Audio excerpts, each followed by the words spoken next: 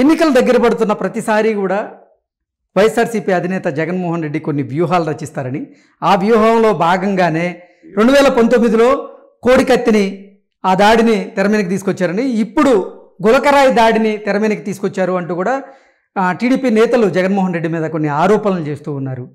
ఏంటి సార్ అసలు ఈ గులకరాయి దాడి వెనక అసలు ఏం జరిగి ఉండొచ్చు అని మీరు భావిస్తున్నారు? నీ ప్రశ్నలోనే ఒక రకమైన అభిప్రాయం. ఆరోపణలు ఎవరు తెలుగుదేశం వాళ్ళు చేస్తున్నారు అనేది కాదు. గులకరాయి దాడిలో ఆరోపణలు తెలుగుదేశం కాదు, హత్యా యత్నము అనేది తెలుగుదేశం పార్టీ ఖండిస్తుంది.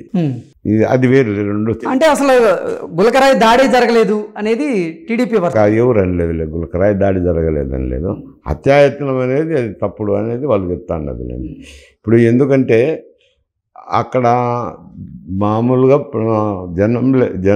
ప్రజలకి ఏ నాయకుడు వెళ్ళినా ఏ ఒక సంఘటనలు జరుగుతుంటాయి.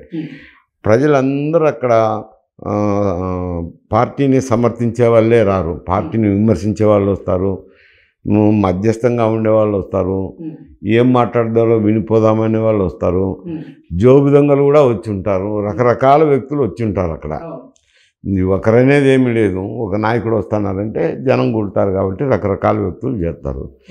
చేరినప్పుడు ఎవరో ఒకరు ఏదో ఒకటి చేసిండొచ్చులేండి. ఎందుకంటే సిగరెట్ పెట్టెలు వేసేయడము, కోడిగుడ్లు వేయడము, ఇవన్నీ జరిగే సంఘటనలే కదా.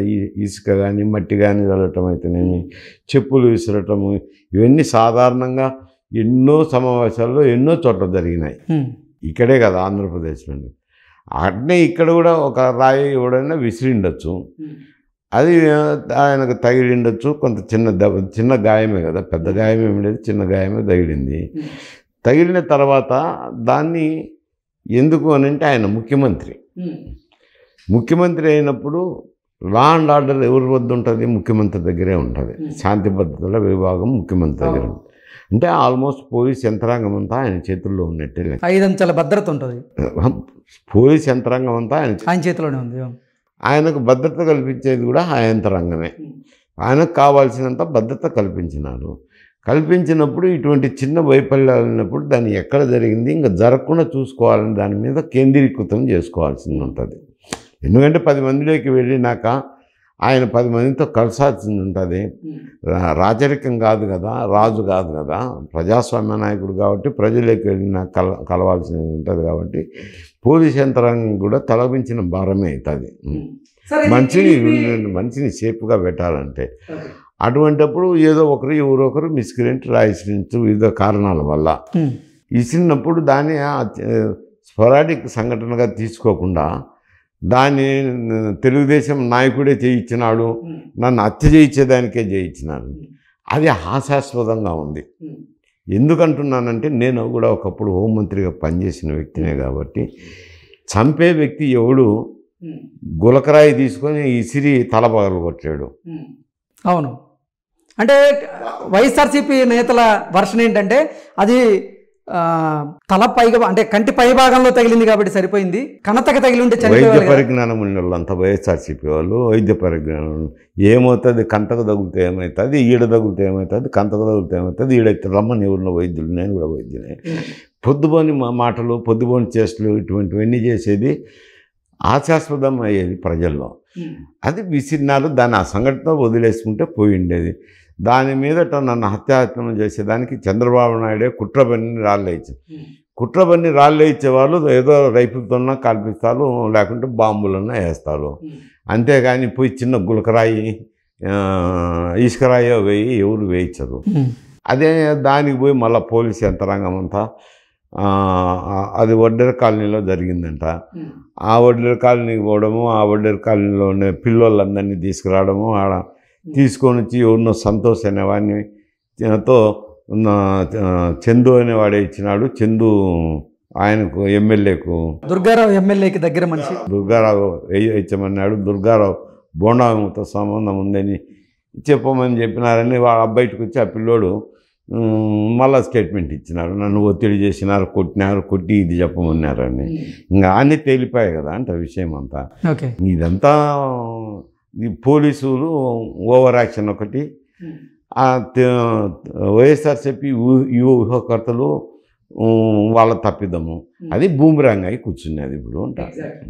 ఓకే సార్, అసలు ఏంటి అంటే కొడుక్కి జగన్మోహన్ రెడ్డికి గాయమైన తల్లి అమెరికా నుంచి ఇండియా రాలేదు, రమ్మని కాల్ చేసినా కానీ నేను రాను, నేను వస్తే ఎలా ఉంటుందో ఏమవుతుందో నాకు తెలుసు అంటూ వైఎస్ విజయమ్మ గారు జగన్మోహన్ రెడ్డికి అలాగే విమలమ్మ గారికి ఇటువంటి ఆన్సర్ ఇచ్చారు అంటూ కూడా ఒక వార్త సోషల్ మీడియాలో చక్కగా. ఆ వార్తలు నిజమెంతో ఇప్పుడు నేను జగన్మోహన్ రెడ్డి గారు తల్లిని రమ్మని పిలిచింటారని లేదా ఆమె నేను రాలేని అంటారని ఎవరో వార్తలు ఇవి. ఎందుకంటే అది అంత పెద్ద గాయము కాదు, దాని గురించి ఆలోచన చేయాల్సినంత అవసరం లేదు, తల్లిని ఎక్కడో అమెరికాలో నుంచి రమ్మని చెప్పాల్సినంత అవసరము లేదనుకుంటాను.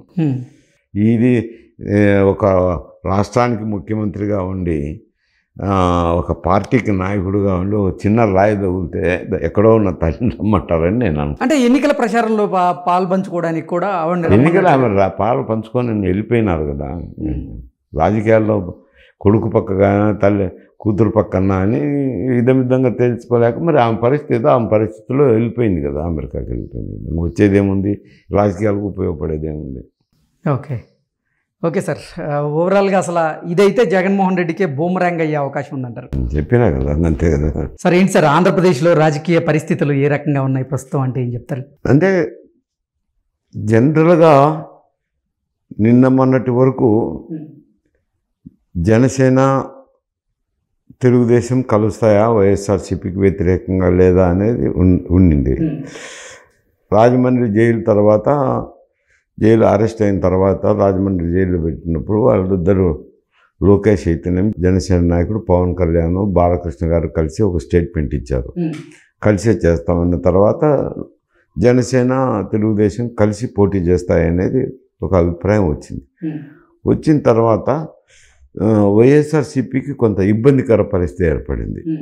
ఇంకా ఆల్మోస్ట్ జనసేన తెలుగుదేశం పార్టీలు ప్రభుత్వం ఏర్పాటు చేస్తాయి అనేది ప్రజల్లో బాగా నానుడైపోయింది. కానీ భారతీయ జనతా పార్టీ కూడా ఇటు టీడీపీ జనసేనతో జత కట్టడం వల్ల ఆంధ్రప్రదేశ్లో అసలు టీడీపీకి ప్లస్సా మైనస్సా, ఇప్పుడు ఎవరు అధికారంలోకి వచ్చే అవకాశం ఉంది, ప్రజలు ఎవరికి పట్టం కట్టే ఆ పరిస్థితులు కనపడుతున్నాయంటే ఏం చెప్తారు?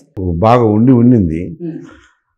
బీజేపీ కలిసిన తర్వాత కారణాలు ఏమైనా ఒత్తిళ్ళు అయినా ఉండొచ్చు, ఇంకా వేరే కారణాలు అయినా ఉండొచ్చు, ముందర చర్చల ఫలితాల వల్ల అయితేనేమి ఇటు వైఎస్ఆర్సీపీ మీద వాళ్ళకేదో ఒక అభిప్రాయాలు ఉండడం అయితేనేమి, వీటిని కారణాల వల్ల బీజేపీ జత కట్టడము, తెలుగుదేశం జనసేన కూడా పోయి ఎన్డీఏ కూటమిలోనే కూటమిలోనే చేరినారు. చేరిన తర్వాత కొంచెం సెట్ బ్యాక్ అయ్యింది. ముందరైతే ఎన్ బ్లాక్గా వైఎస్ఆర్సీపీకి మైనార్టీ ఓట్లు పడతాయని చెప్పి ఒక వారం 10 రోజుల కిందట, మళ్ళీ వారం 10 రోజుల నుంచి ఇంకో కొత్త సమాచారం బయటకు వస్తుంది. ఏంటి సార్ అది? ఏముంది, జగన్కి వేసినా జగన్ మోడీ దగ్గరికి వెళ్ళేవాడే, చంద్రబాబు నాయుడుకి వేసినా ఎన్డీఏ కూటమిలో మోడీ దగ్గరికి వెళ్ళేవాడే, కాబట్టి ఎవరికి వేసినా ఒకటే కదా, ఎవరికి వేసినా ఎన్డీఏకే పడతాయని భావిస్తున్నారా? దానివల్ల మన అభ్యర్థుల అభిప్రాయం, పార్టీల అభిప్రాయం ప్రకారం పోదామనేది ఒక మైనారిటీ వ్యక్తుల్లో ఒక భావన కలుగుతుంది.